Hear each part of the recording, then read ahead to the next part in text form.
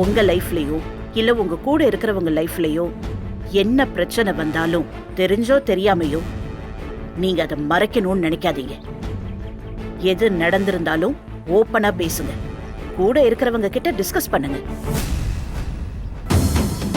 எந்த பிரச்சனையா இருந்தாலும் தைரியமா என்கிட்ட சொல்லுங்க. உங்க கூட இருக்கிறவங்க கிட்ட சொல்லுங்க. எல்லாத்தையுமே ஷேர் பண்ணுங்க.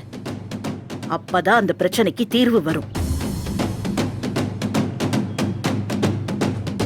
ஒருவேளை உங்க வயசுல இருக்கிறவங்க கிட்ட பிரச்சனையை சொல்றதுக்கு தயக்கமா இருந்தா, நான் வயசுல பெரியவன், தாராளமா என்கிட்ட சொல்லுங்க, நான் இருக்கேன். மித்ரா, என்ன பிரச்சனைனாலும் சொல்லலாங்கிறாங்களே, பேசாம மகேஷ்க்கு அவனுக்கு கல்யாணம் பண்ணி வைக்க சொல்லலாமா? எனக்கு மாசம் மாசம் 30,000 அக்கௌண்ட்ல போட்டுட சொல்லு. அப்படியா? எங்க 2 பேருக்கும் தைரியம் இருந்தா நீங்களே கேளுங்க பார்க்கலாம். ஏன் நான் திரும்ப திரும்ப உங்க அம்மா மாதிரின்னு சொல்றேன்னு நீங்க நினைக்கலாம்.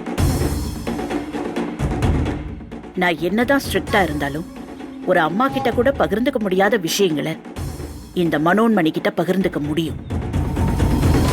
சோ நான் உங்களுக்கு ஃப்ரெண்டாவும் இருக்கேன், அம்மாவாவும் இருக்கேன், கண்டிப்பாவும் இருக்கேன்.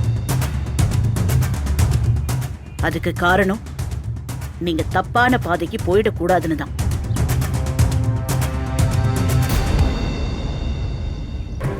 மனோன்மணியை நீங்க அப்படி பாத்தீங்கன்னா நிச்சயமா நான் உங்களுக்கு ஒரு ஃப்ரெண்டா அம்மாவா இருப்பேன்.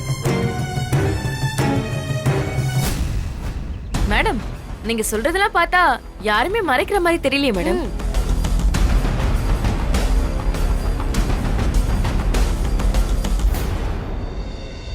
யாரும் மறைக்கிறாங்கன்னு நான் சொல்லலையே, யாரும் மறைக்க வேணான்னு தான் சொல்றேன்.